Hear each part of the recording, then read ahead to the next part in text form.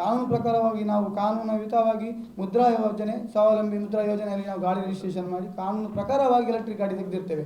ನಾವು ಕಾನೂನು ಬಾಹಿರವಾಗಿ 500 ರೂಪಾಯಿಗೆ ಕೊಟ್ಟಂಥ ಗೌರ್ಮೆಂಟಿಗೆ ಕೊಟ್ಟಂಥ ಪರ್ಮಿಟನ್ನು 3,30,000, 3.5 ಲಕ್ಷ ಅಂತೇಳಿ ರಿಕ್ಷಕ್ಕೆ ಇರುವುದು CNG LPG ಗಾಡಿಗೆ 3 ಲಕ್ಷ. ಆ ಒಂದು ಖಾಲಿ ಹಾಳೆಗೆ 500 ರೂಪಾಯಿಯ ಹಾಳೆಗೆ 500 ರೂಪಾಯಿ ಕೊಟ್ಟಂಥ ಹಾಳೆಯನ್ನು 3,30,000 ಮಾಡಿದ್ದಾರೆ. ನಾನು ಮುಂಚೆಯಿಂದಲೂ ನಾನು ಕೇಳ್ತಿದ್ದೇನೆ, ನಾನು ಯೂತ್ ಎಲೆಕ್ಟ್ರಿಕಲ್ ಚಾಲಕ ಮಾಲಕ ಸಂಘದ ಅಧ್ಯಕ್ಷ ಆಗಿದ್ದೇನೆ. ಮುಂಚೆಯಿಂದಲೂ ನಾನು ಕೇಳ್ತಿದ್ದೇನೆ, ಆ 500 ರೂಪಾಯಿಗೆ ಕೊಟ್ಟಂಥ ಫ್ರೀ ಪರ್ಮಿಟನ್ನು 3,30,000 ಮಾಡಿದ್ದಾದರೂ ಯಾರು? ಹಿಂದಿನ DC ಅಲ್ಲ, ಹಿಂದಿನ ಇದು ಅಲ್ಲ, ಯಾರು ಮಾಡಿದ್ದು? ಇದಕ್ಕೆ ಸೊಲ್ಯೂಷನ್ ಬೇಕಲ್ಲ. ಇದೊಂದು ಪರ್ಮಿಟ್ ದಂಧೆ, ಪರ್ಮಿಟ್ ಮಾಫಿ ಅಂತೇಳಿ ಆದ ನಂತರ ಯಾವ ಥರ ಇಲ್ಲಿ ಮಂಗಳೂರಿನ ಬೆಳವಣಿಗೆ ಉಂಟು ಅಂತ ಹೇಳಿದರೆ, ಹೊರಗಡೆಯಿಂದ ಈಗ ನೋಡಿ, ಯಾರಾದರೂ ಈಗ ಬೇರೆ ಊರಿನಿಂದ ಬೇರೆ ಊರಿನಿಂದ ಬಂದು ಇಲ್ಲಿ ಬರ್ತಾರೆ, ಪಾಪ ಅವರಿಗೆ ಗೊತ್ತಿಲ್ಲ ಥರ ಅವರನ್ನು ಮೋಸ ಮಾಡಿ, ಈಗ ಅವರೇ ಹೇಳ್ತಿದ್ದಾರೆ, ಇಲ್ಲಿ ಮಂಗಳೂರು ಹೇಳೋದು ಚಿನ್ನದ ಮೊಟ್ಟೆ ಅಂತ ಹೇಳ್ತಿದ್ದಾರೆ. ಚಿನ್ನದ ಮೊಟ್ಟೆ ಇಡುವಂಥ ಜಾಗ ಅಂಥ ಬಾಡಿಗೆ ಸಿಗ್ತದೆ ಅಂತ. ಸೊ ಅವರಿಗೆ ಇಲ್ಲಿ ಅವರ ಊರಲ್ಲಿ ಬಾಡಿಗೆ ಆಗದೆ, ಅವರ ಊರಲ್ಲಿ ಜಾಗ ಈಗೆಲ್ಲ ಮಾರಿಬಿಟ್ಟು ಪಾಪ ಇಲ್ಲಿ ಬಂದಿದ್ದಾರೆ. ಅವರನ್ನು ವೈಯಕ್ತಿಕ ಬೇಕು ಅಂತಲೇ ಮೋಸ ಮಾಡಿ 500 ರೂಪಾಯಿ ಕೊಟ್ಟಂಥ ಹಾಳೆಯನ್ನು 3,30,000 ಮಾಡಿ, ಪುನಃ ಬೇರೆ ಕೆಲವರು ಜನತಾ ಫೈನಾನ್ಸ್ ಅದು ಇದರಲ್ಲೆಲ್ಲ ಲೋನ್ ಎಲ್ಲ ಮಾಡಿ ಅವರಿಗೆ ಮಂಗ ಮಾಡಿದ್ದಾರೆ. ಆ ಥರ ಮೋಸ ಮಾಡಿದವರು ಯಾರು ಅಂತೇಳಿ ಮುಂಚೆಯಿಂದಲೂ ಕೇಳ್ತಿದ್ದೇನೆ. ಈಗಲೂ ಈಗ ನನ್ನ ಅಣ್ಣ ಸಹೋದರರು ಈಗ ಮೊನ್ನೆ ಪ್ರತಿಭಟನೆ ಎಲ್ಲ ಮಾಡಿದರು.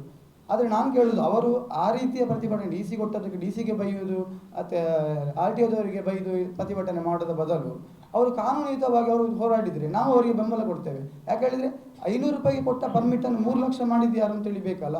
ಯಾವುದಾದ್ರು ಶೇರ್ ಮಾರ್ಕೆಟ್ ಆಗಲಿ ಅಲ್ಲ, ಯಾವುದೇ ಒಂದು ಬಿಸ್ನೆಸ್ 500 ರೂಪಾಯಿ ಇನ್ವೆಸ್ಟ್ಮೆಂಟ್ 3,30,000 ಆಗುವಂಥ ಇದುಂಟು. ಗೂಗಲಲ್ಲಿ ಸರ್ಚ್ ಮಾಡಿದ್ರೆ ಬ್ಲ್ಯಾಕ್ ಮಾರ್ಕೆಟ್ ರೇಟ್ 1,75,000 ಅಂತ ಬರ್ತದೆ. ಅದೇ ಬ್ಯಾಂಗ್ಳೂರು ರೇಟ್ ನೋಡಿ, ಬ್ಯಾಂಗ್ಳೂರಲ್ಲಿ ಪರ್ಮಿಟ್ ಹೇಳೋದೇ ಇಲ್ಲ. ಉಡುಪಿಯಲ್ಲಿ ಪರ್ಮಿಟ್ ಹೇಳುವಂತಿಲ್ಲ.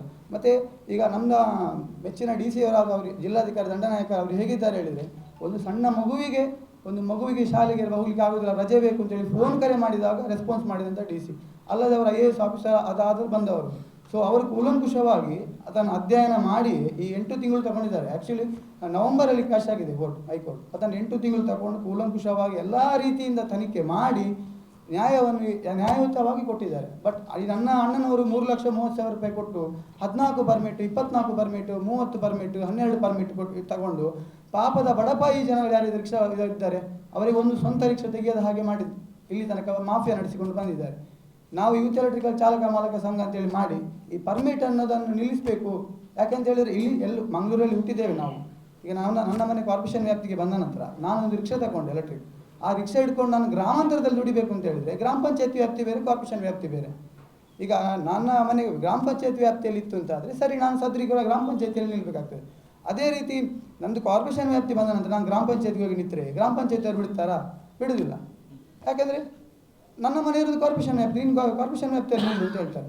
ಬಟ್ ಇಲ್ಲಿ ಇವರು ಆಲ್ರೆಡಿ ಇವರು ಯಾವ ಥರ ಇವರು ಇದುಂಟು ಅಂತ ಹೇಳಿದರೆ, ನನ್ನ ಮಗ ಇಂಜಿನಿಯರ್ ಕಲ್ತಿದ್ದಾನೆ, ಆಲ್ರೆಡಿ ಮಂಗಳೂರಲ್ಲಿ 300 ಇಂಜಿನಿಯರ್ ಇದ್ದಾರೆ, ಇನ್ನು ನೀವು ಯಾರು ಇಂಜಿನಿಯರ್ ಕಲಿಬಾರ್ದು. ನನ್ನ ಮಗ ಡಾಕ್ಟ್ರ್ ಕಲ್ತಾಗಿದೆ, ನಾನು ಇಷ್ಟು ಮಾಡಿ ಕಲಿಸಿದ್ದೇನೆ, ನನ್ನ ಮಗ ದೊಡ್ಡ ಒಳ್ಳೆ ಕಲ್ತಿದ್ದಾನೆ, ಅವ ಡಾಕ್ಟ್ರು, ಇನ್ನು ಯಾರು ನೀವು ಡಾಕ್ಟ್ರ್ ಕಲಿಬಾರ್ದು, ಎಜುಕೇಷನ್ ಸಿಸ್ಟಮನ್ನು ಬಂದ್ ಮಾಡಬೇಕು ನೀವು.